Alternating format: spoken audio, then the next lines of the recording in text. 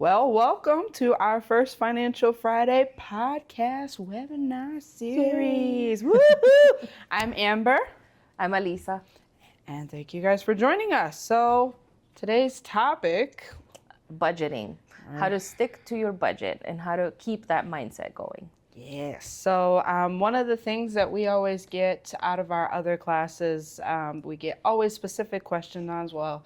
I have a budget, but how do I stick to it? How do I keep it going?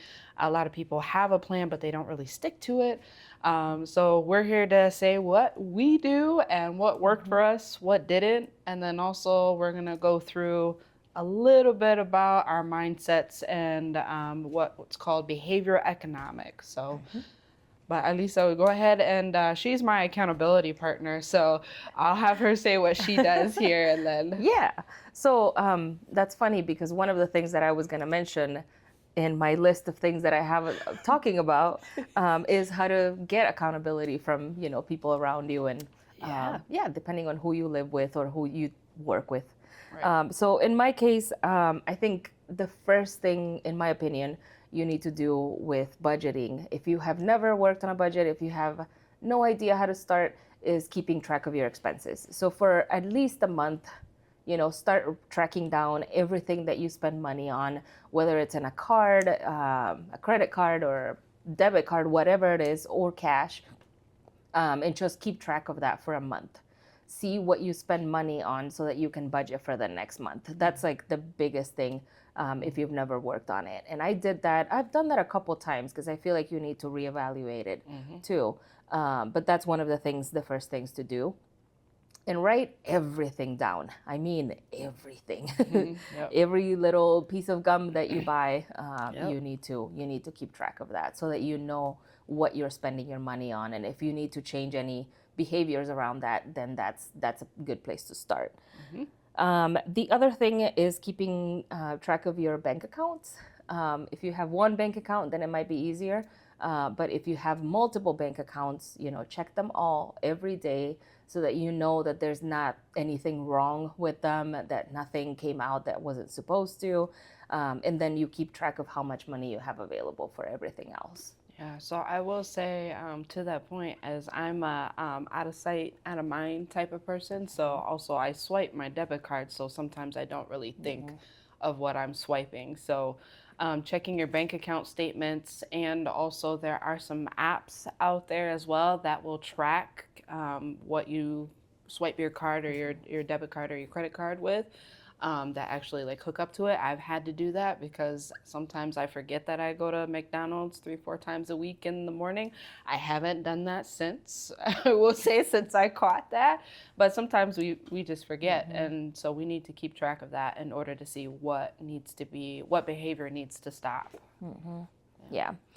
With checking your bank accounts and all that, I would say fix any discrepancies, right? So not only you're noticing that there are things that are wrong, that maybe this payment wasn't supposed to come out of this card or whatever, fix it, right? Like fix it at the time that you notice, because I think when we leave things out for later, we forget. Or if we solve everything by taking out of our savings and we say, oh, I overspent in this in my debit, so I'm going to pull from savings, then that's not helping your future. Right. That's making it, harder for you to move ahead.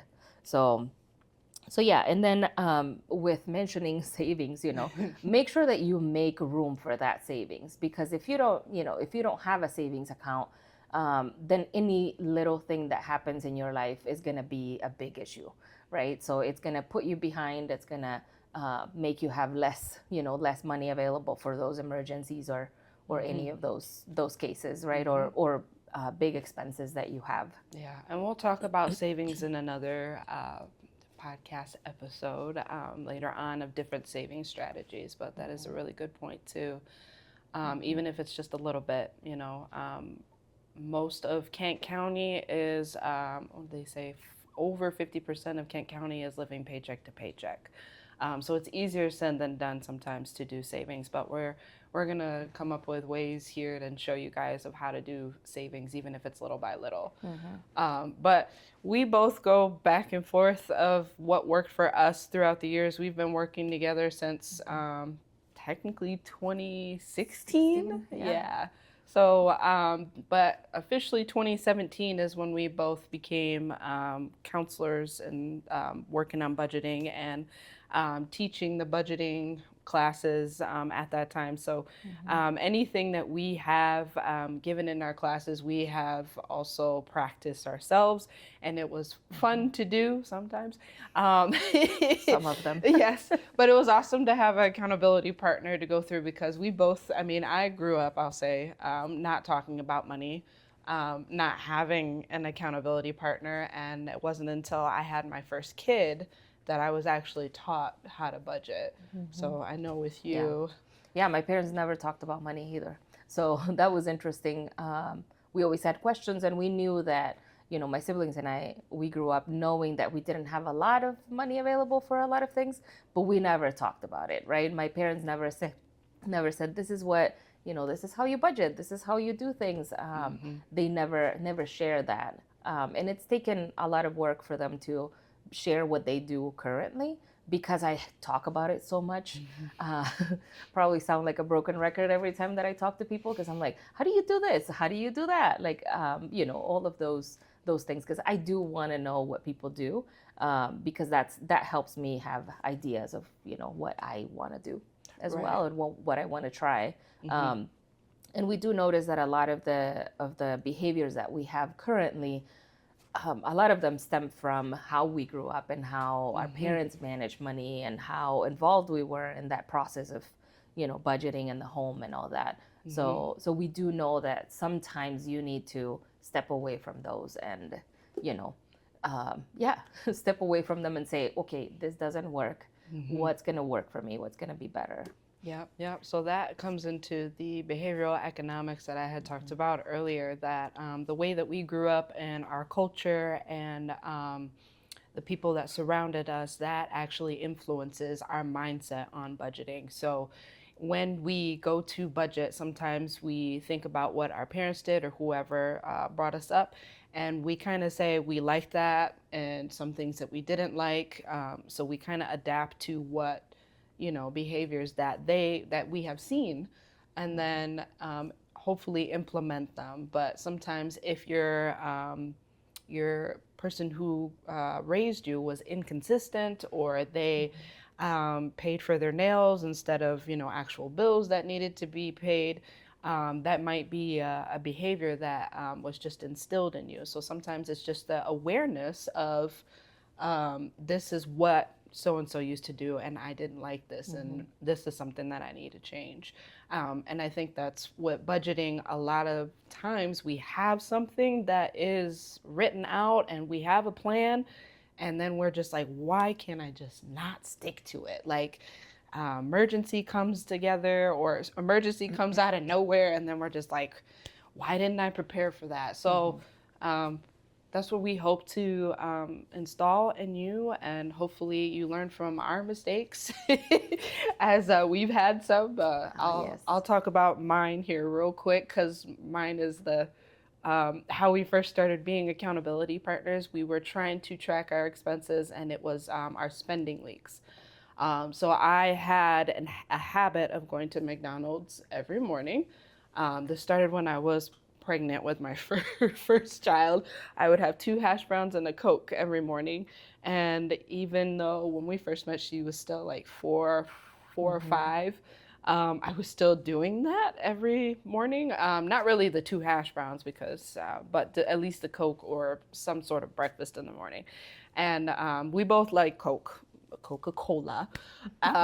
So at the time, I didn't have a Costco membership, and she ended up going to Costco for me and getting the big 35 can for me. And she gave it to me at my desk, and she was like, here, this should last you at least a month because there's 35 cans. If you do at least one a day, then it should last you a month. So that helped me come to the realization of how much I was saving in the morning instead of actually going, you know, to McDonald's every morning, or sometimes it was the gas station. Instead, waiting until I got to work to get that can of Coca-Cola in the morning to start my day, because unfortunately I don't like coffee, so Coca-Cola was my coffee. It's not anymore.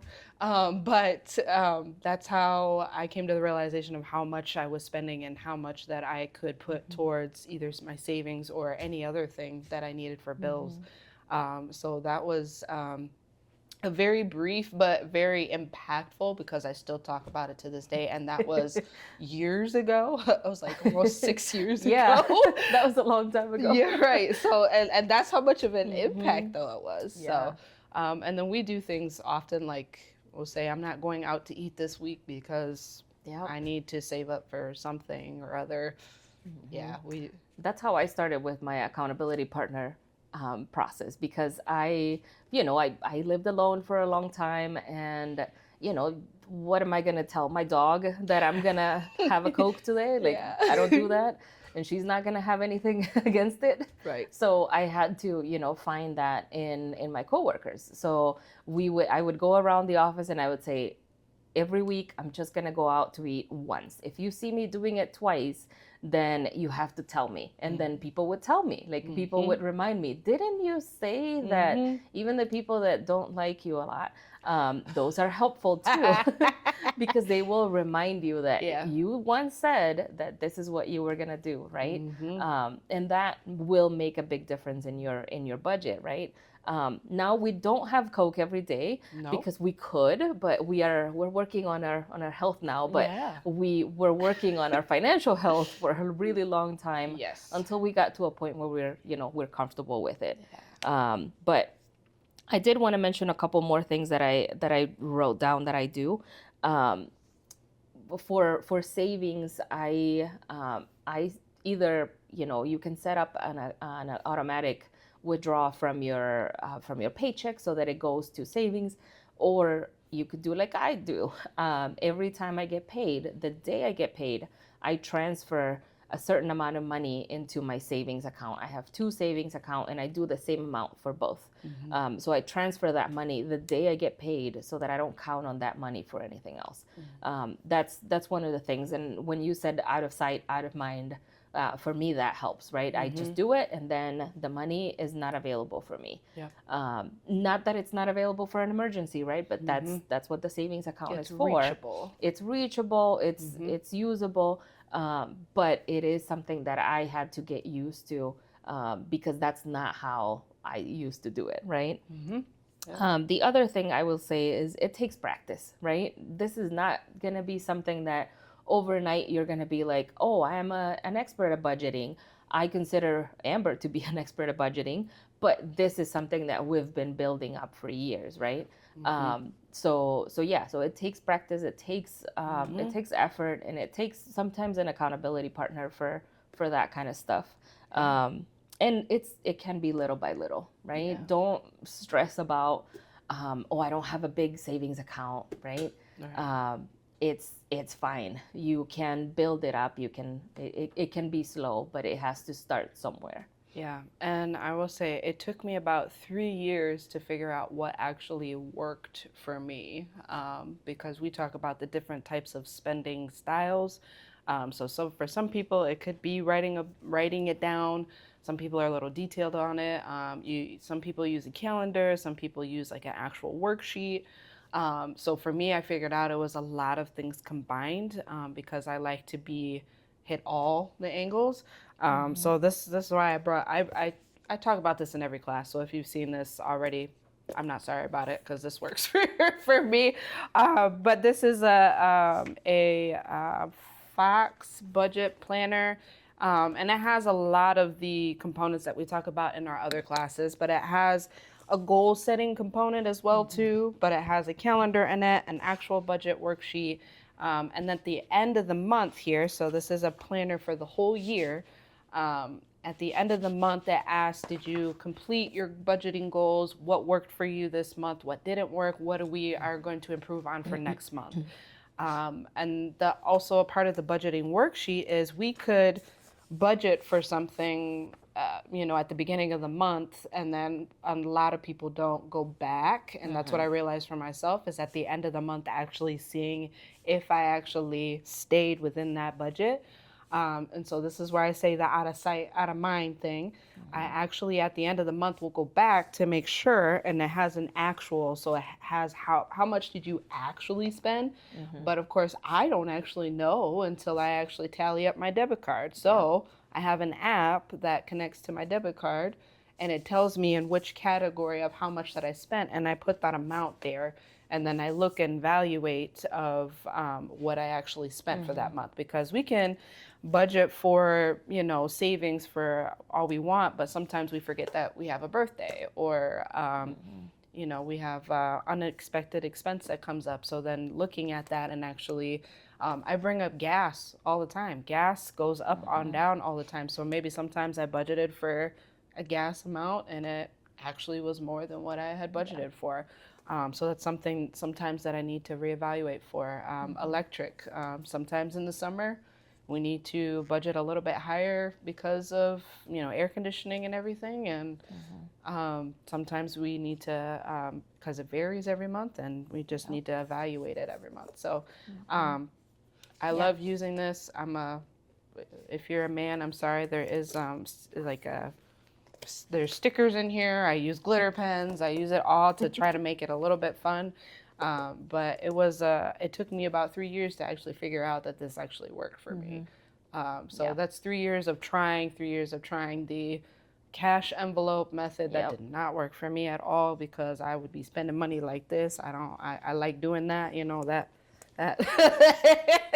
I like doing it, but it's just like, it's too tangible for me. It's too quick. It's too easy for me to go into my dresser or underneath my mattress and grab it, So, yeah. Yeah. And there's many variations of that book. There is, and and you don't have to have a specific book for that. No, you that's can just use what anything. That's just what I use. I am not endorsing them, but Right, this they're not a sponsors. but this is just something that I use that helped me, and this is my 3rd year doing it, but it took me 3 years to get there. So that tells you of how long of a journey that I have done. And also because this was something that I wasn't taught, so it took me a long time to get there. And you say that I'm an expert. I just love talking about it. I am not an expert whatsoever. I still have stuff that I'm getting caught up on. I still have savings that I still need to, rack back up again. But it's just now I know and see it coming. Yeah. And I can actually take action before it actually comes. Right. And that's what helps my health, honestly. Budgeting can affect your health, immensely. Yeah. And the way you stress about things or not stress about it, it will give you a lot of peace of mind once you get used to it. Definitely. But it does take a lot of work. It does. It's a diet. I always tell people Basically. It's a diet. So if you cheat on it, you will see Yep. the next month, and you keep cheating on it, you'll see that something is not getting paid. So yeah, I don't know if you have anything else to add, but I kind of want to end on a I guess motivational part. Sure. We talk about your set mindset or your growth mindset, right? And most of the time we think, I'm just terrible at budgeting. I'm just bad at doing that. And we might be, but that's not growth, right? Growth would change that statement to say, I can learn how to budget better, right? I can change the way that I think about money and focus on what I can do better next time. If you fail this month, that's fine. It's a growth thing, and growth doesn't happen overnight. So, just keep thinking about what are the things that I need to improve about the way that I budget, instead of saying I'm just terrible at it, right? And I think we have needed to do that ourselves, and we have needed to support each other on that. So yeah. Find yourself an Amber, and you will grow. And I will say it's okay to say no. It's going to hurt. When going through this, it's a discipline. So it's okay to say no. I'm a mom, so it's very hard for me to say no to my kids. But sometimes they need to know, and honestly, it's for their benefit when they grow up. It's okay to say no, and growth is supposed to hurt, but you'll see it. You'll see it eventually. So, yeah. I'm glad you said that. Yeah. Also, I do want to mention, before we end everything, that we do have some services at Home Repair Services. If you are experiencing a foreclosure case, we might not have financial assistance available, but we do. We can help with the paperwork, that, talking with the mortgage company, any of those things we can help with, and also tax assistance. If if you're behind on your taxes, if you're not sure how property taxes work, we do have classes about that. But also, we can sit with you. We can, communicate with the tax authority and try to figure things out. We can work on your budget with you to figure out, how to make those payments and be caught up or on time for your tax, your property taxes. Yeah, so if you need an appointment, go ahead and give us a call at Home Repair Services, and we will set you up with an appointment with us to go over any foreclosure prevention or property tax services. So. Thank you so much for joining us, and we hope that you join us for some future. Yes, so thank you. If you would like to subscribe to us and see more of us in the future, I think we're pretty awesome. Go ahead and subscribe. We're on all of LinkedIn, Facebook, YouTube, and Instagram. Yeah.